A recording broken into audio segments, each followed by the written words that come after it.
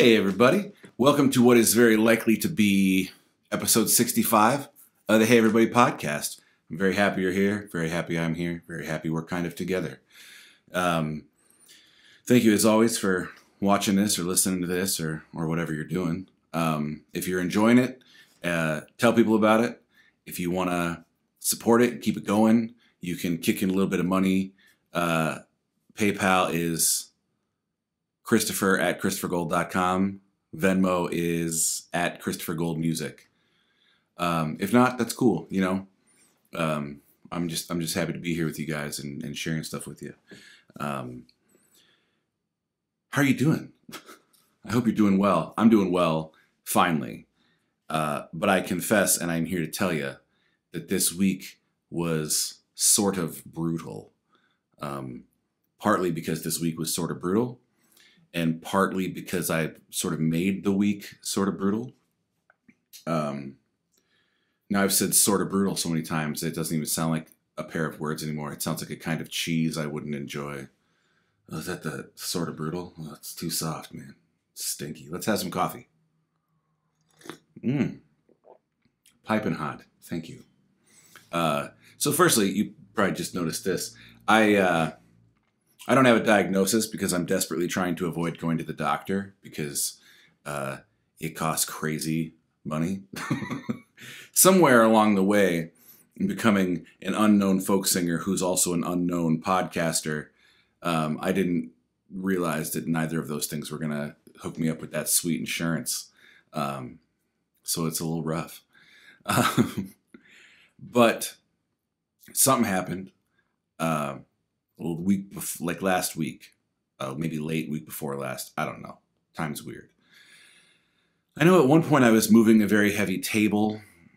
I exercise 5 times a week, and that could have been it. Could be like a repetitive motion thing from, I've been working on this method of playing guitar called Travis picking. And that's been a lot of fun. I've had to hold off now for about a week.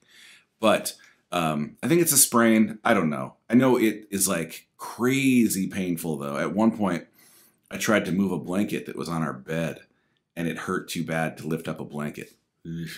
So Tori really wants me to go to the doctor, and I'm really trying to avoid it. So Ollie looked up in this book about the human body that when you have a sprain, there's an acronym, the RICE acronym, which is rest, ice, compression, and elevation.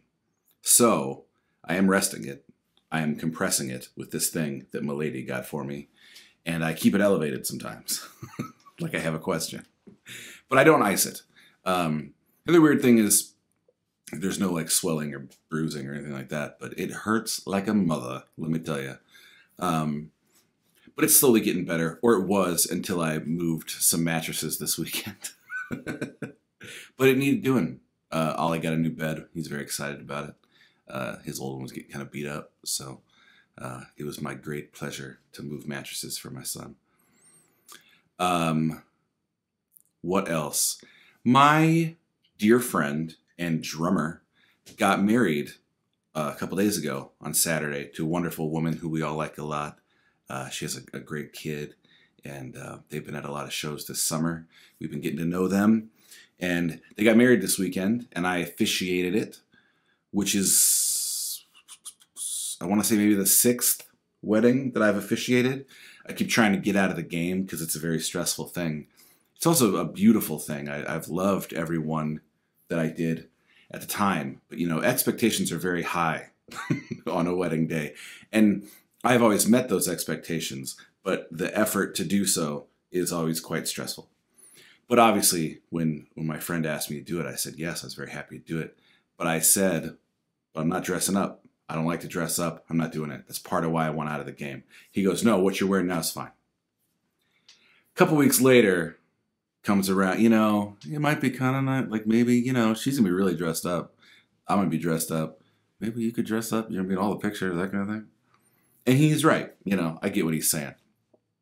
But I went into this spiral of stress because I'm very comfortable in what I wear. I have now I've upgraded. I have 2 pairs of jeans. The exact same, just 2. And I have like 3 or 4 shirts that I bought at the thrift store that I like, and I'm comfortable, and I don't feel like I'm supporting sweatshops or anything like that. Feels good. Now I got to wear a suit for the first time in 15 years. Last time I wore a suit was my wedding. And since my wedding, I've had a couple pieces of pizza, and that suit was just a little bit snug, which I'm letting myself off the hook for. You know what I'm saying? I was like, what are you, 22? You know, what are you going to do? Stuff happens. Write that down. So I said about the business of finding a suit, and was able to find the jacket pretty quickly. Thrift store, $10. Thank you.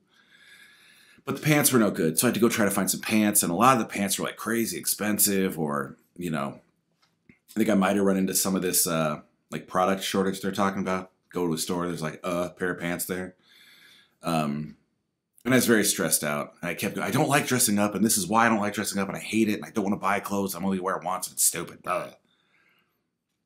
And that's how I was thinking about it. And that's why I was stressed out about it, because I was thinking about it wrong.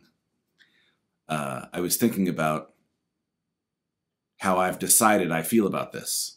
You know, for years I've felt this way, so when it comes up, I immediately know how to feel. I feel this way. I hate it. What I realized on Saturday, though, at the wedding, getting to bring 2 people together in that way and participate in, you know, what could end up being one of the most important days of their lives, depending on how many kids they have.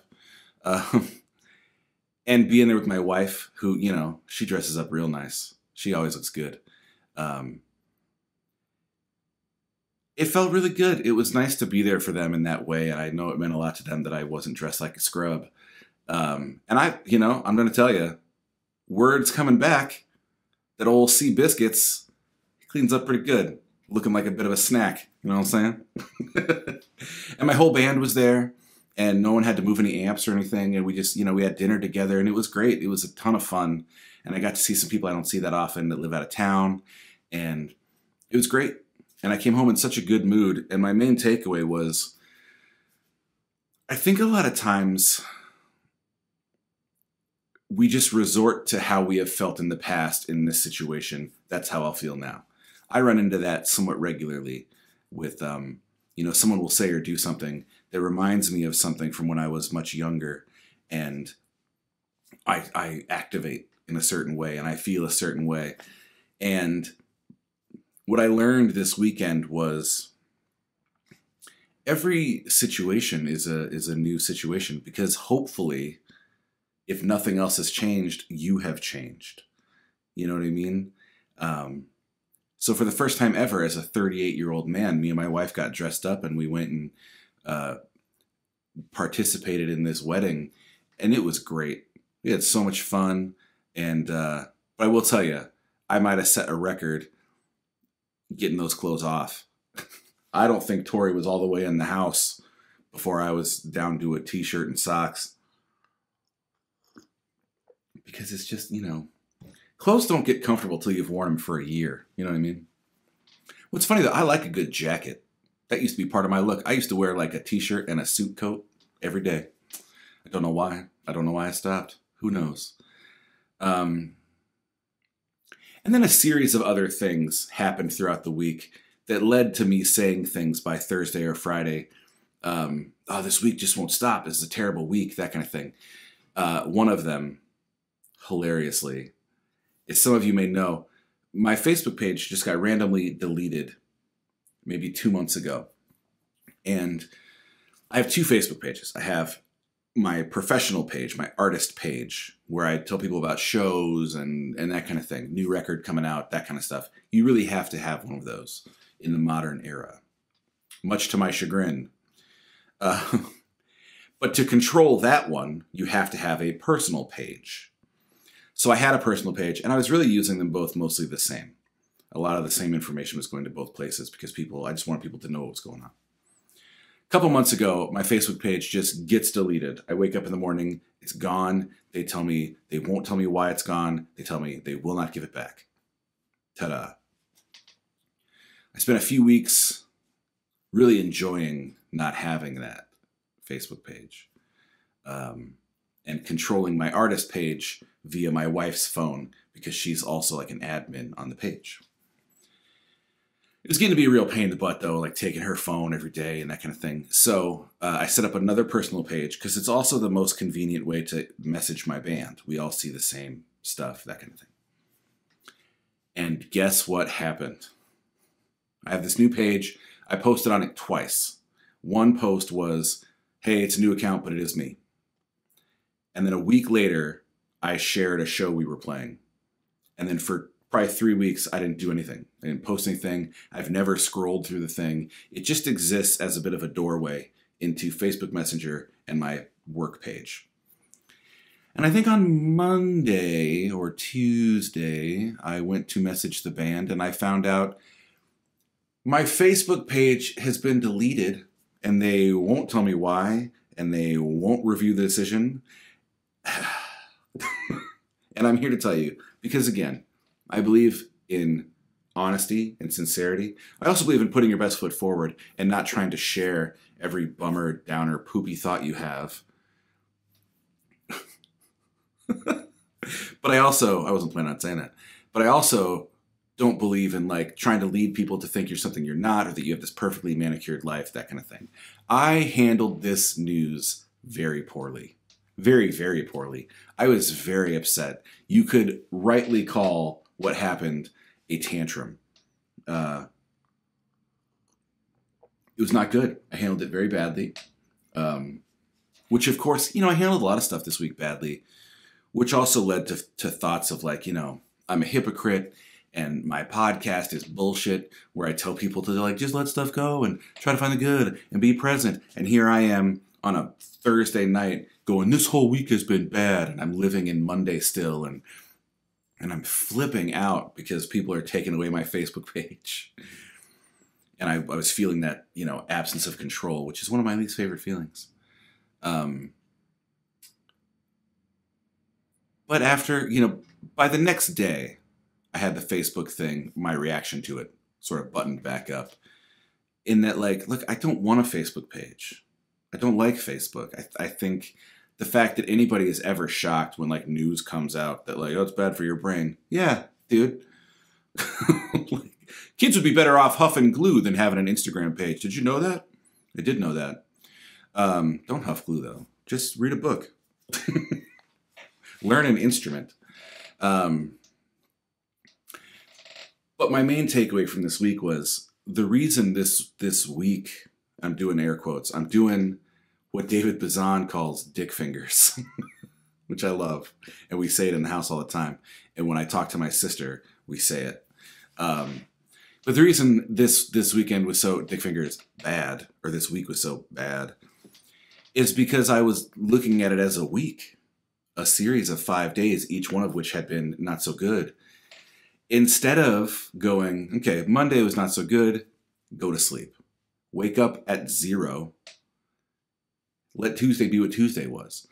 And what I realized about Friday is that it was the culmination of the things that was making me go like, this week is trash. I hate it. But I was the one letting them culminate. I kept saying the phrase, this week is trash, instead of going, okay, what happened on Thursday? Maybe like one mildly hurtful thing that I won't get into happened on Thursday that, I won't even say mildly, it hurt my feelings. I'm very sensitive, you guys. But that was it. And then a lot of good stuff happened on Thursday. But at the end of the day on Thursday, I was not looking at it that way. I was being very prickly and hard to be around, which led to even more friction in my house between me and my wife because I was being a bit of a dick sometimes. Because I was looking at it, that's 4 days, and then Friday comes along and I'm just waiting for it. I'm looking for like, what is going to be the thing today that's going to continue this DiMaggio-like streak of shit. I don't know if you guys have noticed, but I've been cussing on the podcast. I'm still keeping it under wraps somewhat. I'm trying to find this sweet spot where this is just immediate and real and maybe funny. But also, I know a lot of different kinds of people watch this. So I won't give you like both barrels of Sailor Christopher because, oof, I'd be able to see you blush through my computer screen. The point is, I think a lot of times for me, I was looking at this be here now, keep your head where your feet are idea that we've been talking about as a way of avoiding worry because you're not projecting yourself into the future where your potential problems may be. You're here, you're now. And I told you guys all about that last week. And I guess the universe or whoever, I don't really believe in that, but if someone's in charge, they went, all right, check this out. You're carrying the past around from your childhood all the way to like you let your Monday and Tuesday affect your Wednesday. That's not being here now. That's not keeping your head where your feet are. That's not being in the moment. And look what it's going to cost you. You're going to let yourself think you had a bad week when you just, each day a thing happened and you had the opportunity to let that go and you made a different choice. You chose to carry that through the night into the next day and then whilst still holding it, try to figure out what was going to get added to it. And I definitely was not like seeking out the positive and that kind of thing. Which is why I was so thankful that I kind of had this realization on Friday and sort of like rebooted a little bit. And we had a lovely weekend of, I really enjoyed moving mattresses. I was telling my wife this morning, I love doing things for my wife and son. I mean, I like doing things for almost anybody, but especially my wife and son. It just feels like it's a very similar feeling to being on stage where like, this is what I'm supposed to be doing.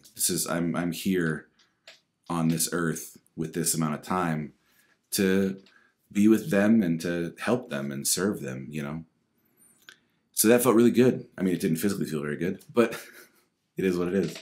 And then we had that wedding and it was lovely. And then we came home and watched a scary movie. Oh, I love a scary movie, you guys. We watched a movie on Netflix called Till Death. It's pretty good. You can see the trailer. It was pretty good. I like scary movies. We turn the lights off. Scary movie. I dig it. And then Sunday was Halloween. Love Halloween. We're a Halloween family. My wife really, really, really loves Halloween. I really, really, really love certain components of Halloween, which I feel like I have access to all year. This was my first year getting really excited seeing like the kids in their costumes. It was cute. It was fun. But I like candy and scary movies. And this year was different because the first 10 years of Oliver's life, we went trick-or-treating with him. He was a little kid. The 11th year of his life, he didn't go trick-or-treating because, the COVID monster came around and we still had a high-octane Halloween. My wife set up a whole series of games and obstacle courses, and we all put on costumes and we ate a bunch of candy and watched kid-appropriate Halloween movies. It was great. But then year 12 comes around and trick-or-treating is on. And he's got a buddy who lives right near us, and they decided they wanted to go trick-or-treating together. A little group of kids. They're all 12 and a half, coming up on 13 now. What? And he said, hey, I want to go trick-or-treat with my friends. And Tori and I both had that feeling that you have as a parent of a kid this age where you're like, oh, I hate that, but I have to let it happen. And I remind myself, I was trick-or-treating by myself when I was younger than that. And they're in a group, and a lot of it will happen during the day. And it was, we got him all done up in his costume. And he went out with his friends, and Tori and I stayed home, and we watched football, and we listened to Halloween music, and handed out candy for the first time ever, because usually we're out with Ollie. So this year, kids came to the house, and they said trick-or-treat. Not enough of them said trick-or-treat. It's not a big deal, but that's my one sticking point. I want to hear little kids say trick-or-treat, and then candy, and then thank you, on your way. I don't care what you're wearing. I don't care how old you are. None of that. Just, it's the law. You have to say trick-or-treat. It is trick-or-treat. But all the kids said thank you. We were really surprised. Everyone was just so mannerly and nice. And you could tell there was just this vibe of excitement that they were back at it. And at one point, Ollie and his friends came to the house and trick or treated on our porch, and it was just great to see him, living the life of a 12-year-old, and to have the opportunity to get used to that, and just watch life go by. It was a really, really good day, and I think the reason most of Friday and all of Saturday and Sunday were as good as they were is because I had decided, like, look, Thursday is dead and buried. It's done and dusted. It doesn't even exist anymore. It's over. What are you feeling a feeling about? A thing that doesn't exist, And only when I sort of cleared my slate was I able to really get into Friday. And Friday was pretty good.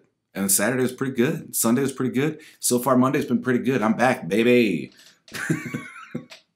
But I will admit, it was rough going there for a minute. Some of that was my doing, some of it wasn't. But I wanted to share with you guys, honestly, that I struggled. And maybe the depression came up a little bit. And feelings of inadequacy and hypocrisy. And what would people who watch the podcast think if they knew that I punched a chair when I found out they deleted my Facebook page? Also, by the way, chair punching, in addition to not being good for the chair, is not a great treatment for a sprained wrist. I'm an idiot. I like coffee. So, there you go. Be here now. Keep your head where your feet are. Be in the present, because the present is good. The present is yours to experience and do with what you will. Everything else is out of your control and likely to either be a source of pain or worry. So just try your best to not do that. I know I would say not even always possible to stay out of the past or out of the future, but just for your own benefit, for the benefit of the people around you, I'm trying. Now let's do some recommendations. I got a fun one today. I'm going to recommend to you this movie. It's a Disney movie called Pete's Dragon, but it's the live action one, and it was directed and helped along in the writing by David Lowery, who I love. He wrote things like A Ghost Story and The Old Man and the Gun and Ain't Them Bodies Saints, and recently Green Knight, which someday we'll have a longer conversation about, because it took me 5 or 6 days to realize that I liked it, which I think he might enjoy. But I think his third feature-length film was this here live-action version of Pete's Dragon. And Tori and I sat down and we watched it with Ollie. And then the next day he watched it with his grandparents while we were at the wedding. And it's just friggin' lovely. It's so good, and it felt so good. My boy Bobby Redford is in this. Fantastic. The dragon looks great. The soundtrack, pretty good. There's a song in the movie that David Lowery wrote as part of the script. It's so good. So, I didn't hear a lot of people talk about this, and I only got into it because of David Lowery. Watch Pete's Dragon. Get together with your kid, or your grandkid, or whoever, and watch Pete's Dragon. I think you'll like it. It's lovely. Up next, Wham! This record is called From Dreams to Dust, and it is by the Felice Brothers. It's possible that I have recommended the Felice Brothers to you in the past because I love them. You're hearing about this record, though, because it is new. And on the back here, Side 1, Track 1, Jazz on the Autobahn. Possibly my favorite song of the year. A record came out Friday that I can't recommend to you because I don't physically have it yet, but I will. That might edge it out as best song of the year. But this song, Jazz on the Autobahn by the Felice Brothers, the first time I heard it, blown away. Just love it. And I've had conversations with people about it. And everyone either feels that way about it or not their cup of tea. I think part of that is his voice is not for everybody. Part of that is lyrically. It's very kind of surreal, Dylan-esque tale about the apocalypse. It's also very catchy. I know a couple people who don't like the song, but hum it because it's so catchy. I love it. I love the way it made me feel. Made me feel oddly hopeful for a song about the apocalypse. So check it out. And then finally, this record is called Mule Variations by Mr. Tom Waits.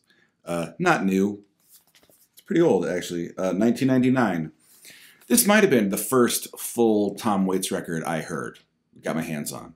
And I was on my way to a show a couple weeks ago. And I put this on in the car. Not this, because this is a record. Put this on in the car. And it just hit me right. You know, I really like his quieter moments. I like his weird moments, his loud moments. But a couple things. When Tom Waits starts singing about Jesus, Tom Waits gets into, you know, take care of all of my children. Or on this record, come on up to the house. I'm in. I'm on board. Him and Johnny Cash and maybe one or two others. They get me. Much more than the lady who on Halloween gave all the kids a paper bag that said Jesus loves you, and in that bag was an apple and a Bible verse. That's fine. Believe what you want to believe. I was struck by the irony of, you know, historically, biblically, apples, not so good. Also, if you want kids to believe that Jesus loves them, sugar them up first. But also on this record, Hold On, great song. Pony's really good. Just, yeah, you know, Tom Waits, he's good for you. I dig it. And that'll do it. I have to go down to the courthouse and deliver this marriage license. That's also one of my duties. It's probably the most stressful one because they tell you like you have 3 days to do it. And a lot of weddings are on Friday. So you're like, I've always wanted, is Friday one of the days? Because then Saturday and Sunday, you physically can't do it. And then is it too late? So I love a Saturday wedding. And then early afternoon on Monday, I'm at the courthouse, dropping this thing off, making sure it's legit. So there you go. I'm going to go do that. I'm going to elevate my wrist. And appreciate you guys being here. If you want to reach out, some people have been reaching out. I've been loving it. You can email me, Christopher@ChristopherGold.com. If you want to chip into the podcast, you can PayPal that exact same address, or you can Venmo at Christopher Gold Music. The ChristopherGold.com web store will be reopening very soon. So you can get your hands on like some CDs or t-shirts or my book, you know, that kind of thing. There is new music a-coming soon-ish. I've begun the process. I would love to do some house shows this winter. They're perfect. You know what I'm saying? You put some chili on, invite 10 of your friends. I'll come. I'll bring Tori and Ollie. They're really wonderful. And money is never an object in the way of that. So if you want to do a house show, if you have questions about how it works, it really is as simple as I said. But let's do it. And if it's a concern, I'm vaccinated. Tori's vaccinated. Ollie's vaccinated. Let's go. And that's it. I hope you guys are good. Yeah, let's let that be that. Let's finish this coffee.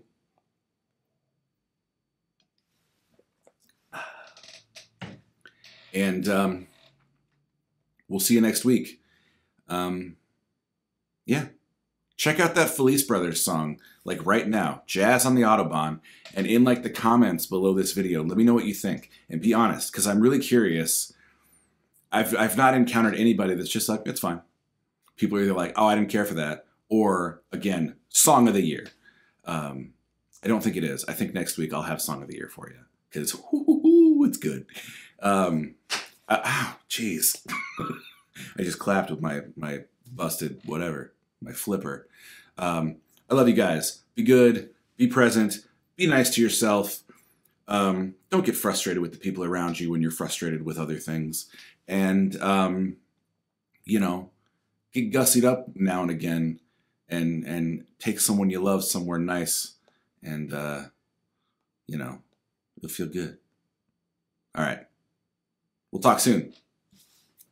Bye.